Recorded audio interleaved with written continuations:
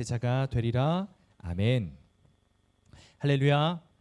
오늘은 내 말이 너희 안에 거하면이라는 제목으로 말씀을 나누고자 합니다. 여러분 눈치채셨겠지만 이 말씀은 우리가 엊그저께죠, 수요 예배에 이어서 같은 본문 말씀을 가지고 말씀을 나누고자 합니다.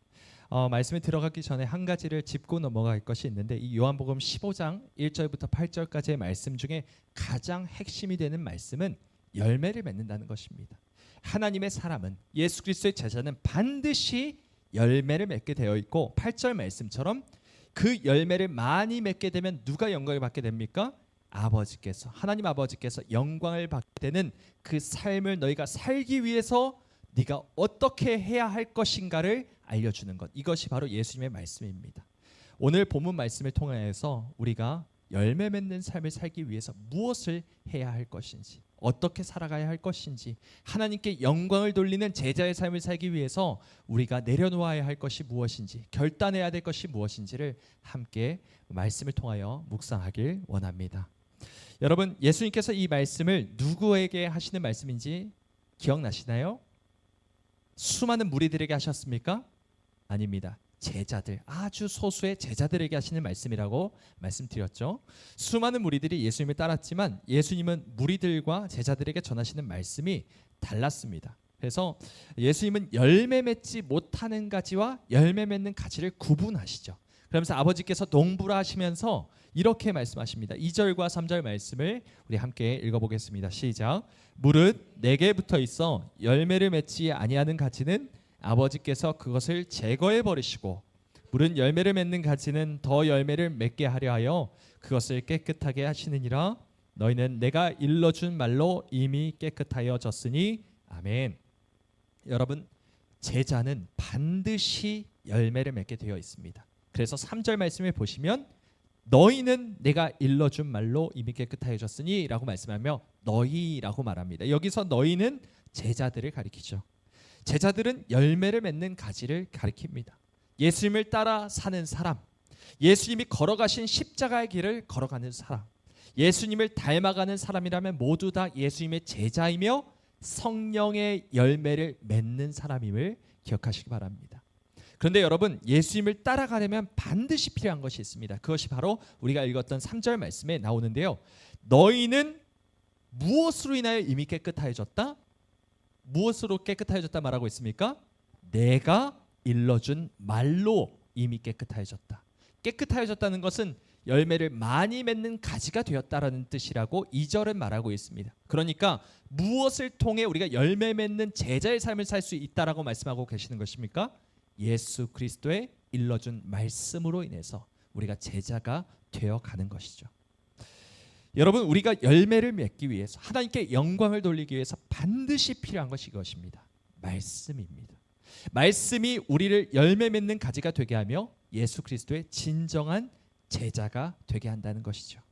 오늘은 이 요한복음 15장의 말씀을 토대로서 예수 그리스도의 말씀이 어떻게 우리의 심령 가운데 작용하는지, 그리고 우리가 어떻게 열매 맺는 삶을 살아갈 수 있게 되는지를 돌아보길 원합니다. 우리 함께 7절 말씀 읽어볼까요? 시작.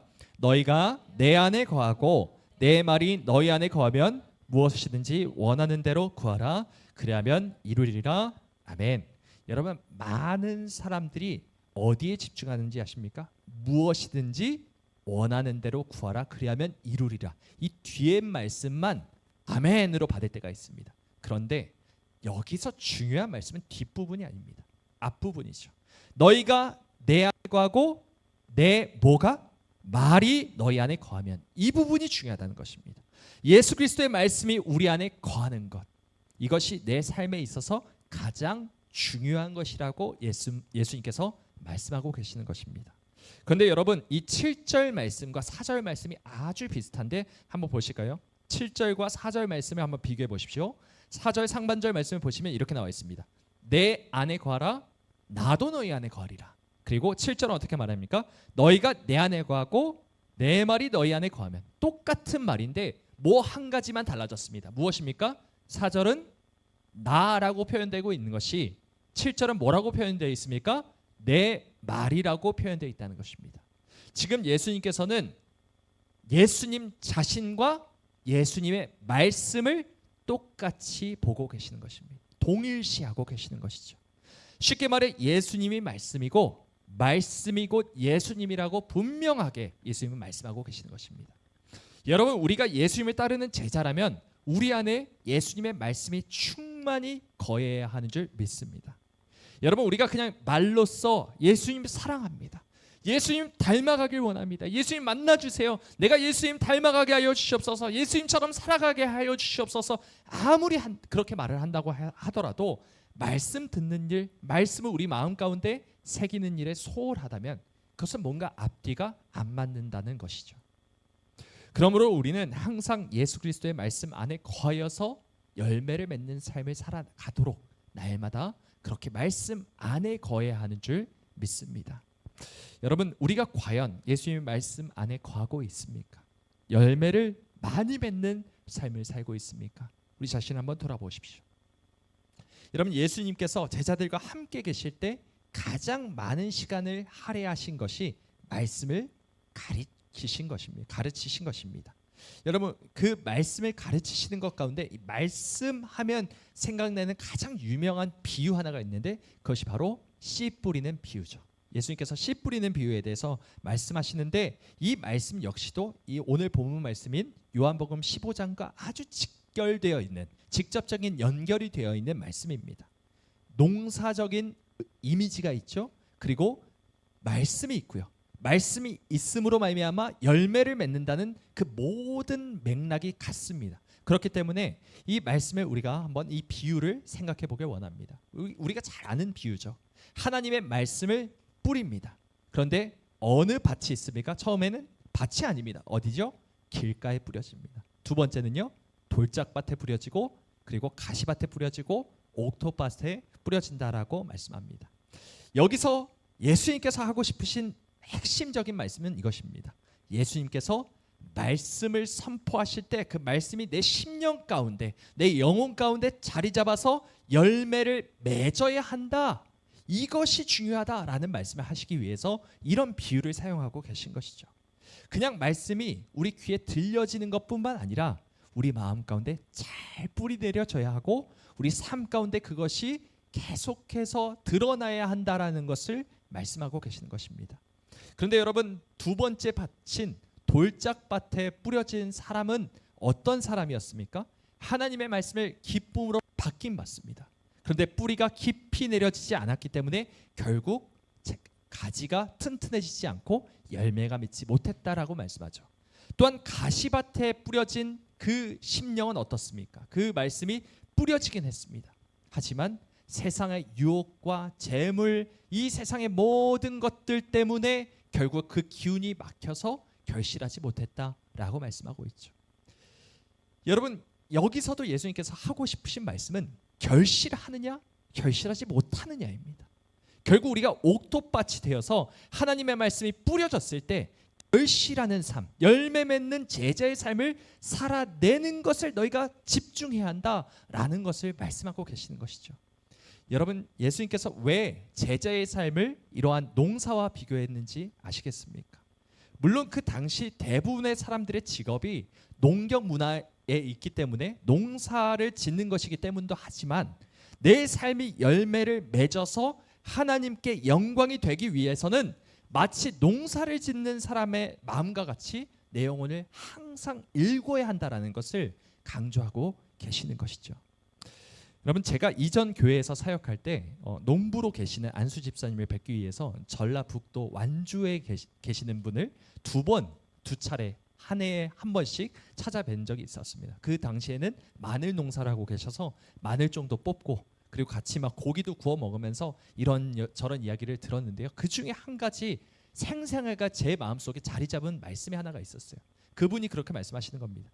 농사를 지을 때 단 하루라도 대충 넘겨버리면 그 한 해 농사는 망한 것과 다를 바가 없습니다 라고 말씀하시는데 깜짝 놀랐습니다.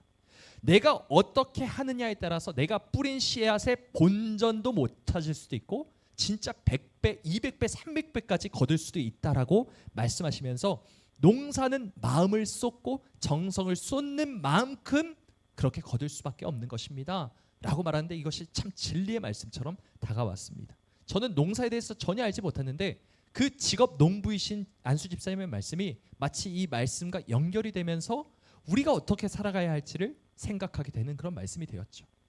예수님은 우리가 이런 마음으로 우리의 영혼을 항상 옥토밭으로 가꾸고 말씀이 뿌리 내리고 잘 자랄 수 있도록 항상 애쓰길 원하신다는 것입니다.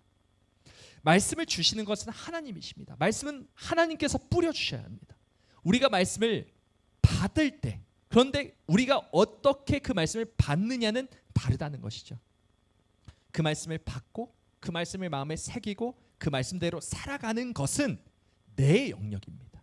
하나님께서 주시는 영역은, 하나님의 영역은 하나님께서 말씀을 주시는 것입니다. 그런데 그 후에 그 말씀을 어떻게 반응하고 믿고 따르며 살아가느냐, 이것은 나의 영역, 내가 선택하고 내가 믿음으로 받아들여서 내가 그렇게 살아내야 하는 영역이라는 것입니다. 여러분 3절과 4절 말씀 우리 함께 읽어보겠습니다. 시작.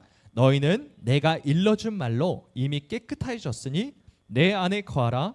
나도 너희 안에 거하리라. 가지가 포도나무에 붙어있지 아니하면 스스로 열매를 맺을 수 없음같이 너희도 내 안에 있지 아니하면 그러하리라. 아멘. 여러분 분명 예수님께서는 제자들에게 너희가 내 말로 인해 이미 깨끗해졌다라고 말하고 있습니다. 아까 말씀드렸던 것처럼 깨끗해졌다는 것이 무엇을 뜻합니까? 열매를 많이 맺을 가지가 될 준비가 되어 있다라는 것이죠. 그런데 그 후에 뭐라고 말씀하십니까? 내 안에 거하라라는 말씀입니다. 이 내 안에 거하라는 것은 하나님의 예수 그리스도의 말씀 안에 거하라는 것이죠.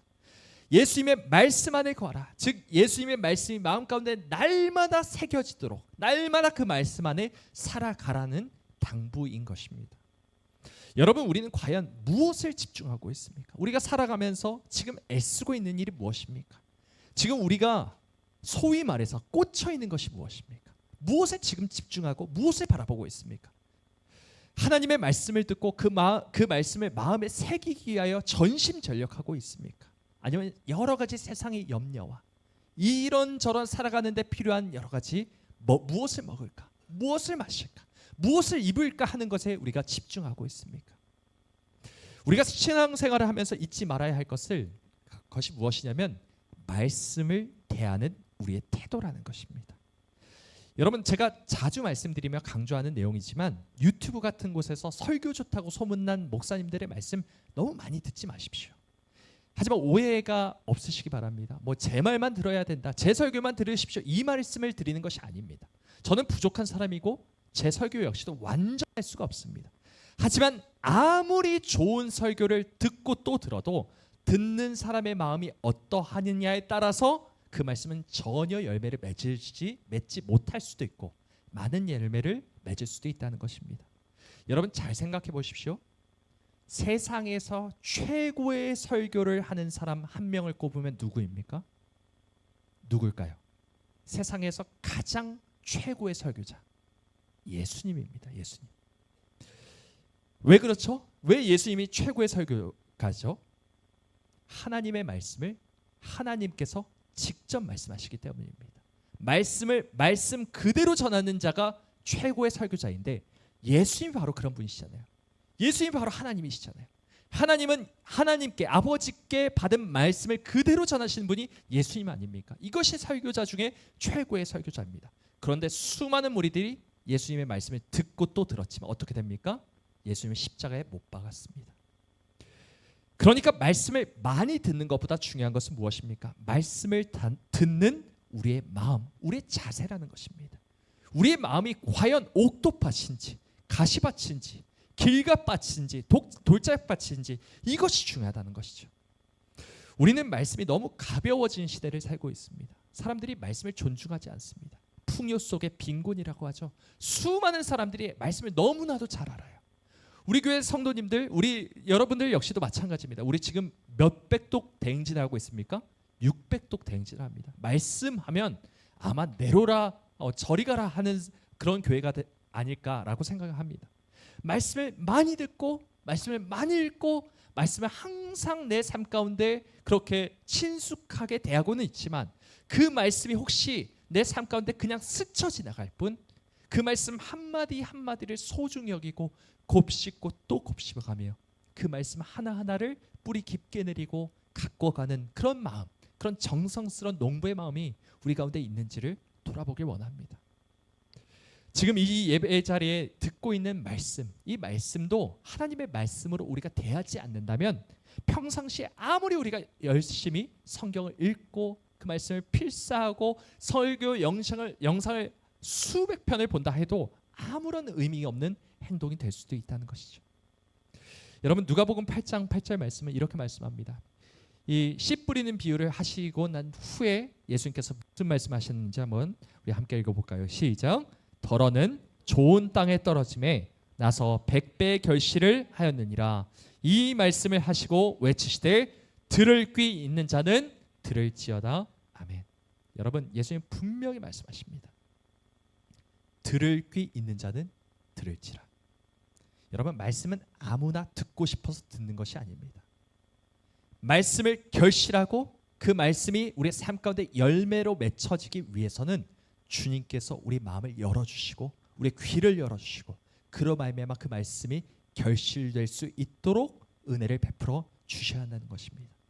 아무리 우리가 성경에 능통하고 신구약 성경을 달달달달 외운다 할지라도 그 말씀을 하나님께서 열어주시지 않는다면, 성령님께서 그 말씀을 빛을 비춰주셔서 그 말씀을 깨닫게 해주시지 않는다면 결코 결실하지 못할 것이고 제자의 삶을 살아갈 수 없을 것이고 생명력 없는 삶을 보시고 주님께서 책망하실지 모른다는 것이죠. 여러분 우리 교회가 그런 교회가 되지 않길 원합니다. 우리 교회는 날마다 생명으로 흘러 넘치는 교회가 되길 원합니다. 우리 한 사람 한 사람이 말씀으로 인하여 살아나길 원합니다. 우리가 먼저 살아야 우리가 가는 곳곳마다 생명력이 흘러 넘치고 생명수의 강이 큰 강이 되어서 예수 그리스도의 큰 기쁨이 넘쳐 흐르게 되지 않겠습니까? 여러분 내 안에 정말 하나님의 말씀이 가득합니까? 그 말씀을 한자 한자 곱씹고 하나님 이 말씀이 내 말씀이 되길 원합니다 하는 그 사모함이 간절함이 있습니까? 그 말씀을 잘 듣고 지켜서 인내로 결실하길 원하는 그 간절한 마음이 우리에게 있습니까? 내 삶은 정말로 열매를 맺고 있습니까? 주님이 기뻐하시는, 주님께 영광 돌리는 그 열매 맺는 삶을 살고 있습니까? 하루하루 농부가 농사를 짓는 심정으로 항상 말씀을 간절한 마음으로 받기를 소망합니다. 예수님의 말씀이 내 안에 자리 잡아야만, 내 심령 가운데 뿌리 깊게 박혀야만 30배, 60배, 100배의 결실을 맺을 수 있는 법이죠. 여러분 우리 주님께서 우리에게 원하시는 삶이 무엇입니까? 열매 맺는 삶입니다. 생명을 살리는 삶입니다. 주님은 우리가 그냥 왔다가 그냥 가버리길 원하지 않으십니다. 그냥 내용 없이 그냥 잠깐 있다가 숨 쉬고 살아가다가 떠나는 것을 원치 않으십니다. 한 번 사는 인생 하나님의 말씀에 매어서 하나님의 말씀에 붙들려서 성령에 이끌려서 살다 가기를 원하십니다. 나를 던지고 버림으로써 생명을 살리는 그 삶을 살아가기를 원하신다는 것입니다. 내 머릿속에 성경 이론이 채워져 있는 것은 아무런 의미가 없습니다. 물론 말씀을 듣고 배우는 것이 너무나도 중요한 것이지만 그 지식이 그저 이론으로 남아버린다면 그것은 하나님을 아는 지식이 아니라 다른 사람을 죽이는 지식이 될 수도 있다는 것이죠. 바리새인의 마음에 들어찬 지식이 바로 이런 지식이었음을 우리가 생각해야 합니다. 우리 하나님께서 정말로 원하시는 것이 무엇입니까? 열매 맺는 삶입니다. 우리 8절 말씀 우리 마지막으로 읽어보겠습니다. 시작. 너희가 열매를 많이 맺으면 내 아버지께서 영광을 받으실 것이요 너희는 내 제자가 되리라. 아멘. 여러분 열매를 맺는다는 것은 내가 죽는다는 것을 의미합니다. 아까 우리가 불렀던 찬양처럼 한 알의 밀알이 땅에 떨어져서 그대로 있으면 어떻게 됩니까? 죽지 않으면 그 한 알 그대로 있는 법입니다. 생명이 30배, 60배, 100배로 뻗어나갈 수가 없습니다. 하지만 그 한 알의 밀알이 떨어져 죽으면 어떻게 됩니까? 많은 열매를 맺게 되는 것이죠. 여러분 예수님의 삶이 그랬습니다. 예수님은 십자가에서 죽으심으로 죽은 영혼들을 살리셨죠. 이것이 바로 예수님이 걸어가신 삶이며 우리가 따라가야 하는 삶이라는 것입니다. 여러분 혹시 아까 카카오톡 공지방 보셨습니까? 아까 미얀마 단기 선교에 대한 공지를 제가 드렸습니다. 우리 교회가 첫 번째로 진행하고자 하는 단기 선교입니다. 뭐 작은 교회에서 무슨 단기 선교식이나 뭐 이런 생각은 하지 않으실까? 또는 우리 코가 석자인데 무슨 미얀마는 웬 말인가 이렇게 생각하시는 분이 가끔 계실까, 간혹 계실까여서 좀 두려운 마음도 있었습니다. 하지만 주님께서 강권적으로 저를 역사하시고 또한 주님께서 주님의 말씀으로 권면하시는 것에 대해서 저는 그것에 순종할 수밖에 없었고 우리 교회가 한 걸음 더 나아가길 바라는 그런 소망함이 생겼습니다. 여러분, 내 살과 뼈를 깎지 않고 생명은 살아나지가 않습니다. 내가 죽어야만, 내 것을 포기해야만, 내가 나의 이익과 유익을 포기해야만 생명이 살아나는 법임을 기억하시기 바랍니다. 예수님이 십자가의 죽으심으로 인해서 죽었던 많은 영혼들을 살리심과 같이 우리 역시도 우리의 시간과 물질과 우리의 생명을 들여서 생명을 살리는 일에 동참하는 우리 모두가 되길 소망합니다. 우리 교회가 이제 그런 정체성을 가지고 날마다 열매 맺는 삶, 생명을 살리는 그런 교회가 되길 원합니다. 여러분, 우리는 예수님을 따라다녔던 수많은 사람들의 무리가 아니라 제자가 되길 원합니다. 이 교회가 예수 그리스도의 제자로 꽉 차져 있는, 가라지가 아니라 알고로만 들어차 있는 그런 교회가 되길 간절히 원합니다. 예수님께서 사셨던 것처럼 우리 역시도 그렇게 살아내어서 생명을 살리는 사명 온전히 감당하는 그런 교회가 되기를 주님의 이름으로 간절히 소망합니다.